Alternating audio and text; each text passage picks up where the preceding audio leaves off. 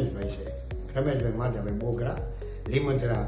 એમાં એવું છે બેન, હું મારા છોકરાને લઈ વાડીએથી ઘેરે આવતો હતો રસ્તામાં.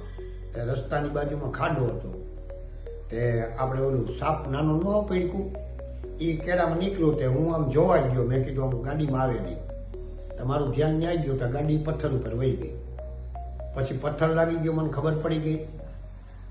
છોકરાને મેં તેડીને સાઈડમાં ખાડામાં 10 ફૂટના ખાડામાં બહાર કાઢી ઊભો રાખી 10 ફૂટની જારી ઠેકી.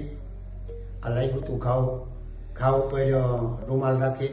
એમ માનો ને કે 1/2 કિલોમીટર સુધી હાલીને ભાઈને જાણકી. અને પછી મને બૈરિયા લઈ ગયા. પછી મને આ હોસ્પિટલમાં લેવા. ત્યાં પછી મને આ ટ્રીટમેન્ટ ને બધું કર્યું. મને પછી હું ખબર નથી, પણ અહીંયા આજો એમ માનો કે 6-7 દિવસ થયા. અહીં છોકરીઓ, ડૉક્ટરો, સ્ટાફ, સફાઈવાળા તમામ લોકો આવે છે. મને તો બહુ ઘર કરતાં વિશેષ લાગે, સમજી ગયા.